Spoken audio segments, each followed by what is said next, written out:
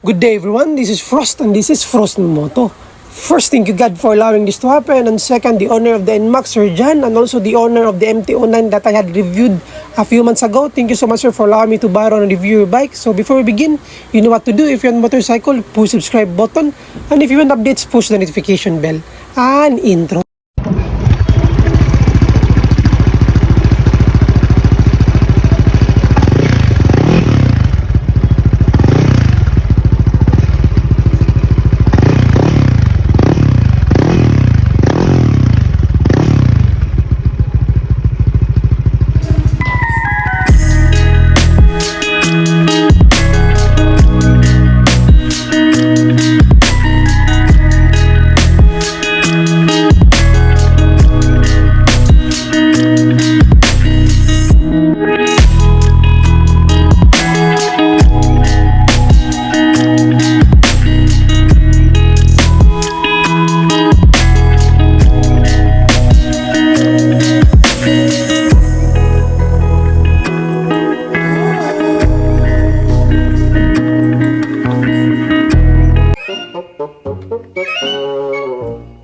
And if you click on this video, it's either two things. Number one, you're interested in this kind of topic.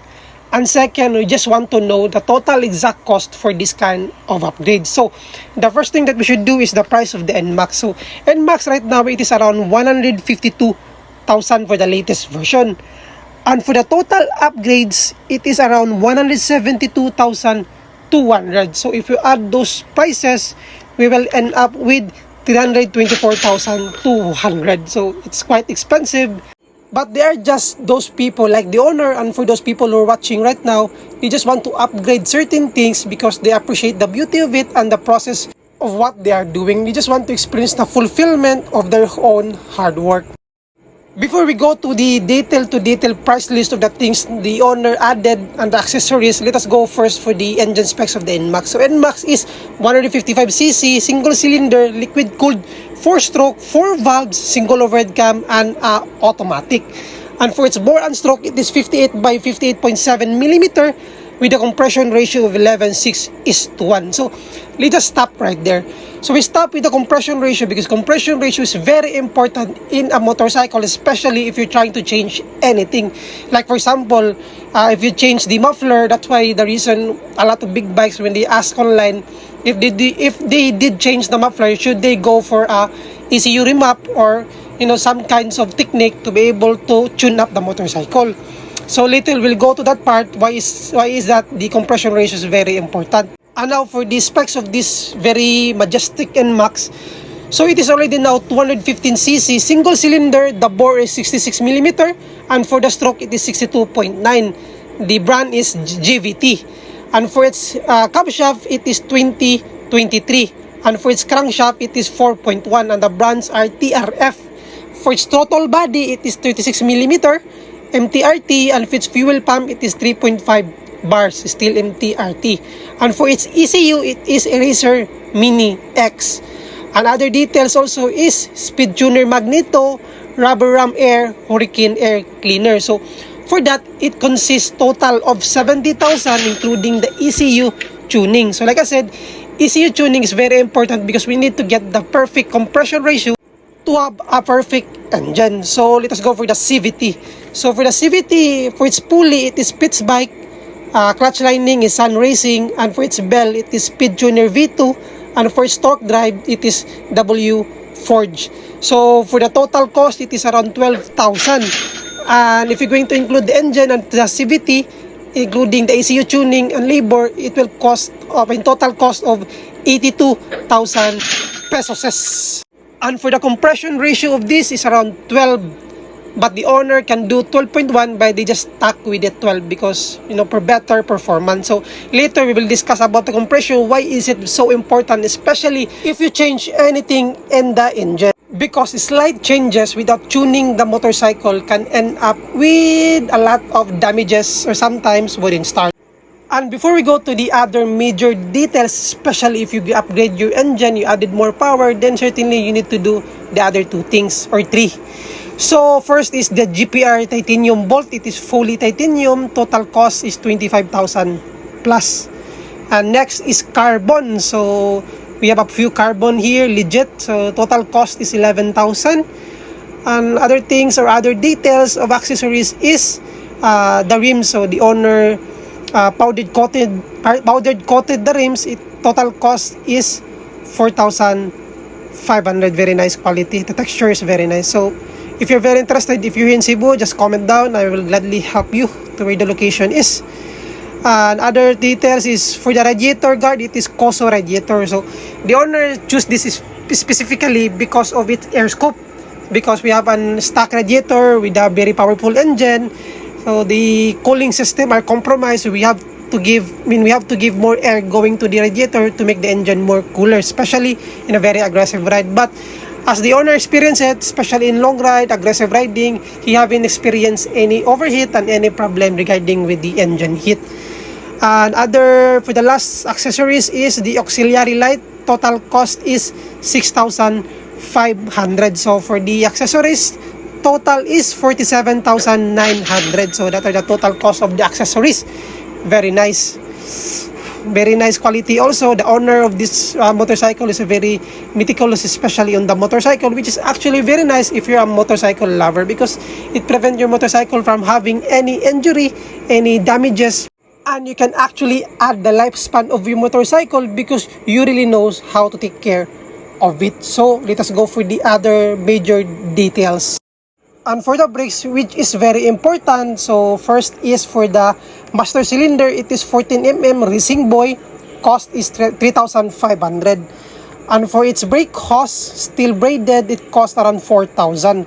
Rhizoma, very nice. And for its calipers, it is Adeline 4 pots.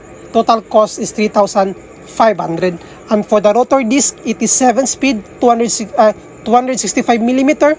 Total cost is 5,500. So if we're going to sum up everything, it is around 16,500. So if you upgraded your engine, then you also better need to upgrade your braking system to be able to cope up with the added horsepower, torque, and be able to stop in every case scenario, and especially if you're riding very aggressive. So that is very important for your safety and for the safety of the people around you. And now for the other important thing for your upgrade, especially for the engine power, is the suspension. So we have here is the JVT front compression only, telescopic, and the price is 9,800. And for the rear, it is actually Racing Boy VDC race fully adjustable. It can offers you with compression, rebound, and preload. So the cost is 10,500. For the total cost of the suspension, it is around 20,300. So if you're going to include the tires, it is the tires are Maxes. Cost is 5,500 set already. So it is very important because the two things that hit the ground is actually tires and suspension, and we can add the brakes, especially because you upgraded your engine. So like I said earlier, if you upgraded your engine and you added horsepower and torque, you better have a very good stopping power, because to be able to cope up with the speed that you added. And also for the suspension, especially if you're riding very aggressive, you better have very good quality of suspension to be able to do excellent corners. And also for the tires, if you're riding very aggressively, then better have a good quality of tires. So don't just upgrade certain things and not include everything. So it must be a total package. And for the exhaust, it is actually stock, but Kalkal already cost is 2,900. So now let us go for the main event, which is the compression ratio. Before tamad to sa itong topic, ito sa niampingan na itong baby girl. So ito sa sa plastaron. So sige, tara, let's go for the main event. I continue my talks. So if you're still here listening to me, even though I have an ugly voice, based on my feedbacks, based on the comments, they give me negative comments, but anyway, I don't really care because I am happy to what I am doing. But if you're still here, thank you so much for your support, and I hope that this video help you in your motorcycle journey, especially if you're planning to do your own upgrades. Okay, right, so let's go back. Before we go to the compression ratio, I just want to add, because some of you are curious about the fuel consumption, so it is now around 23 to 25 km per liter. Again, it depends on your riding style and on your weight. So now, let's go. The compression ratio is important because of the fuel efficiency and to know which fuel to use. or what octane level. So by that, if you have a higher octane level, if you have a higher compression ratio or low, then by that we will know which octane level of fuel you're going to use. And the greater compression ratio, the powerful the engine is, and better fuel mileage. So that's if your compression ratio is actually stable or high, then your engine is actually running in a good condition.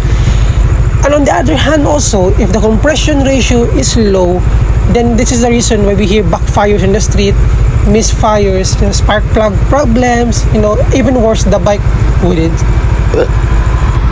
Excuse me. So the worst case scenario, if you have a very bad compression ratio or low and it's not stable, the bike wouldn't start. So that's also the reason, especially this applicable for big bikes, because big bikes are very sensitive. So we always hear this in online, for the beginners that they purchase big bikes, they ask if they do change a full system muffler, do they need an ECU remap or a power commander, so on and so forth. The answer to that question is yes, because you disrupt the stable flow of a motorcycle, because you change the compression ratio and airflow. So better, if you're going to do that, better to do an ECU remap. And also that's the reason why mechanics don't recommend full system. They do recommend slip-on if you don't want to do an ECU remap or tuning of the ECU, because you better get the perfect compression ratio. Because the greater the compression ratio and properly tuned, it will add more power and more torque.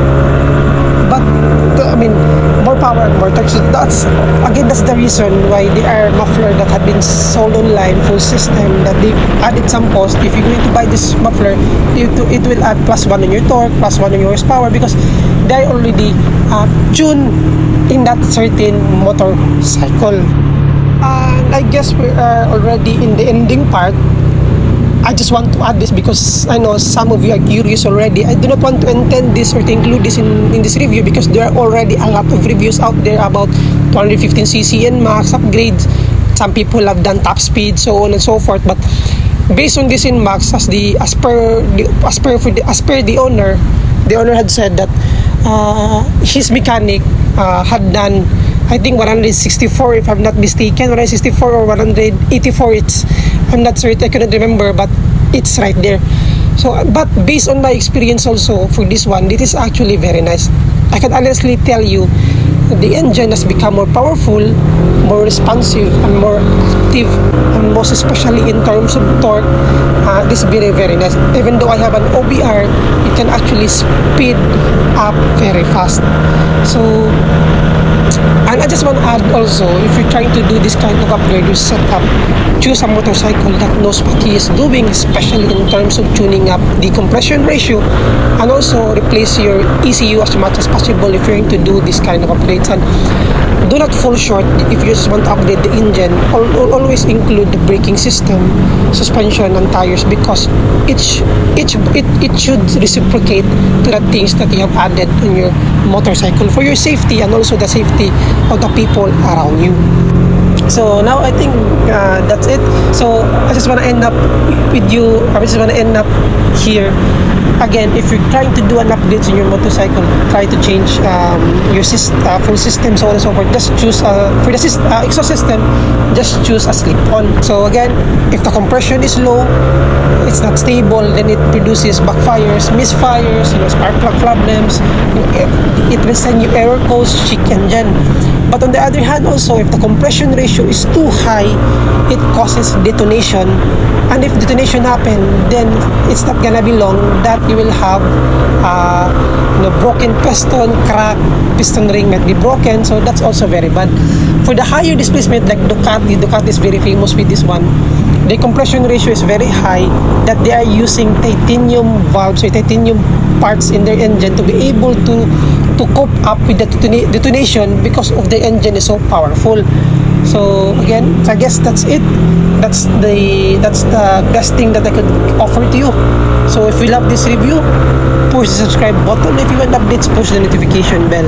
And again, Sir John, the owner of the NMAX, and also the MT-09 that I had reviewed a few months back ago. Thank you so much, sir, for non-stop support to my channel. So I guess that's it. So enjoy the rest of the video. Thank you so much for your time, and God bless. See you in my next vlog.